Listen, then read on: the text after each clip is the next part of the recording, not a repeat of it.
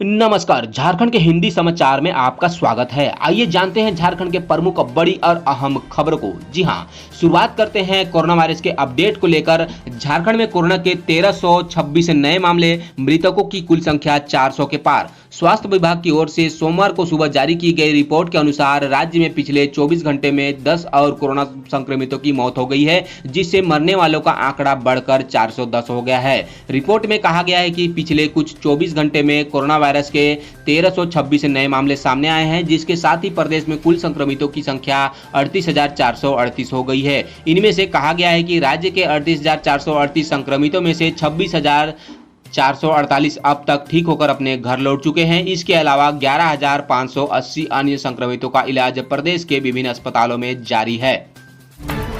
बाबा धाम में online entry पास की सुविधा, आज से करें ऐसे रजिस्ट्रेशन। जी हां, हाईकोर्ट और राज्य सरकार के निर्देश पर बाबा बैजनाथ और बासुकीनाथ मंदिर में पूजा के लिए आज से झारखंड के आम श्रद्धालुओं के लिए ऑनलाइन एंट्री पास की सुविधा शुरू हो जाएगी। देवघर डीसी के अनुसार झारखंड दर्शन.nic.in पर लॉगिन कर अपना पंजीयन कराना होगा। एक व्यक्ति 4 लोगों के लिए अधिकतम ई पास निर्गत करा सकता है। दिए गए समय के आधे घंटे के पहले श्रद्धालु को अपने निर्गत पास लेकर देवघर के मानसिंधी फुट ओवर ब्रिज के समीप पहुंचना होगा। वर्तमान में ई पास वाले श्रद्धालुओं को ही दर्शन पूजा की अनुमति होगी। जी हां, जानकारी के लिए आपको बता दें कि वर्तमान समय में बैजनाथ मंदिर अधिकतम 4 घंटे झारखंड के आम श्रद्धालुओं के लिए खुले रहा है। प्रति घंटे अधिकतम 50 श्रद्धालुओं को अनुमति दी जा रही है।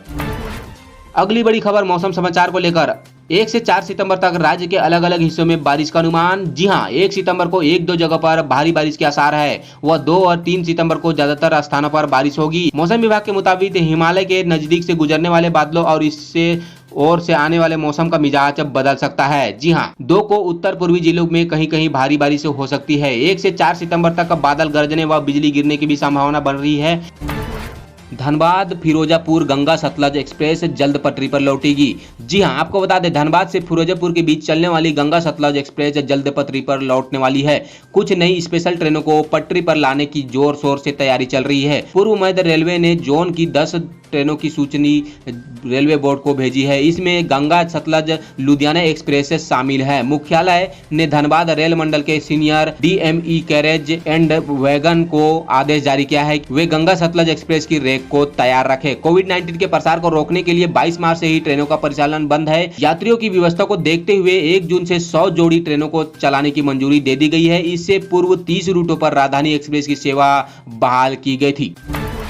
5 महीने बाद कल से चलेगी बसें, यात्रियों को देना होगा दुगना किराया। जी हां, झारखंड में 5 महीने बाद मंगलवार से बसों का परिचालन तो शुरू होगा, लेकिन इसके लिए यात्रियों को दुगना किराया देना होगा। बसों में निर्धारित सीटों से आधे यात्रियों को ही बैठने का आदेश दिया गया है। इस कारण 2 सीट बसों में 2 सीट पर एक ही यात्री को बैठाया जाएगा, लेकिन उससे किराया दोनों सीट का लिया जाएगा। यह व्यवस्था तब तक चलेगा जब तक कि सरकार पूरी तरीके से क्षमता के अनुसार यात्रियों को ले जाने की अनुमति नहीं देती है। झारखंड बस ओनर्स एसोसिएशन की रविवार को रांची में हुई बैठक में यह फैसला लिया गया है।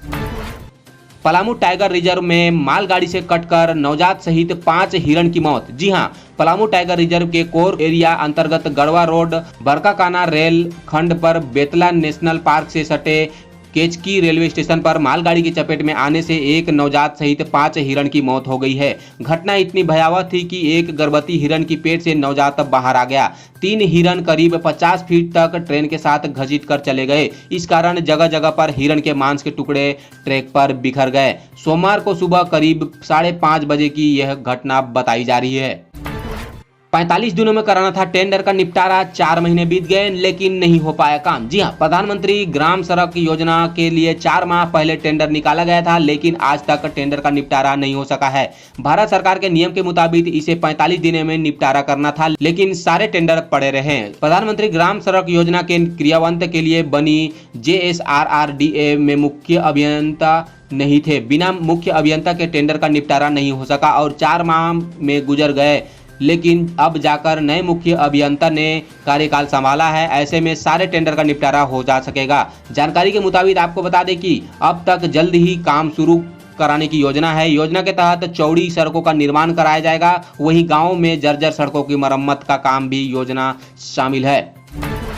गुमला जिले में 24 घंटे में 7 लोगों की मौत, डायन बिसाही के आरोप में 2 की हुई हत्या। जी हां, गुमला जिले में 7 अलग अलग घटनाओं में 24 घंटे में 7 लोगों की मौत हो गई है। इससे गुमला व कामडारा में 2 वृद्धों की अंधविश्वासी में हत्या ले ली गई है, जबकि 2 लोगों ने आत्महत्या किया। वहीं 3 लोगों को सड़क हादसे में जान चली गई। पुलिस ने सभी मामलों में शव को कब्जे में लेकर पोस्टमार्टम कराकर शव को उनके परिजनों को सौंप दिया।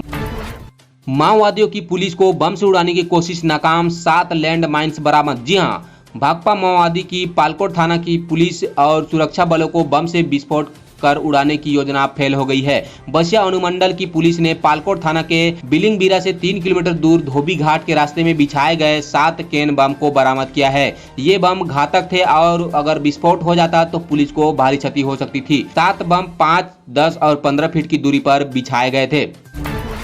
अगली बड़ी खबर निकल कर आ रही है, लॉकडाउन में ठप रही व्यापारिक गतिविधियां। जी हां, झारखंड कोरोना संक्रमण के कारण चालू वित्त वर्ष 2020-21 की पहली तिमाही में राज्य का राजस्व कम रहा। अप्रैल से जून के बीच सभी स्रोतों से सरकार को कुल 9,556.55 करोड़ रुपए ही मिले। सरकार की यह आमदनी वार्षिक लक्ष्य के मुकाबले 11.55% रही है। इसी अवधि में पिछले वित्त वर्ष 2019-20 के दौरान सरकार को अपने वार्षिक के मुकाबले 15.3% राजस्व मिला था। पिछले वर्ष के मुकाबले आय में गिरावट का मुख्य वजह कोरोना संकट के कारण हुए लॉकडाउन में व्यापारिक गतिविधियों का ठप रहना बताया जा रहा है। अगली बड़ी खबर निकल कर आ रही दोस्तों, जो कि झारखंड से नहीं है, हमारे देश से है। जी हां, भारत के पूर्व राष्ट्रपति प्रणब मुखर्जी का निधन। कोरोना पॉजिटिव होने के बाद 21 दिनों से हो रहा था इलाज, हुई थी ब्रेन सर्जरी। जी हां, भारत के पूर्व राष्ट्रपति प्रणब मुखर्जी का सोमवार को निधन हो गया। उन्होंने 84 की उम्र में अंतिम सांस ली। पिछले कई दिनों से उनकी सेहत में लगातार गिरावट देखी जा रही थी। आर्मी अस्पताल के मुताबिक वो फेफड़ों में इन्फेक्शन की वजह से सेप्टिक शॉक में थे। इसके पहले प्रणब मुखर्जी के कोमा में होने की भी बात सामने आई थी। डॉक्टरों की एक टीम उनकी गहन निगरानी कर रही थी। टीम की लाख कोशिशों के बावजूद उन्हें नहीं बचाया जा सका। फिलहाल के लिए इस खबर में इतना ही। तमाम अपडेट्स के लिए चैनल को अभी सब्सक्राइब कीजिए। मैं आपसे नेक्स्ट वीडियो मिलता हूं, तब तक के लिए जय हिंद।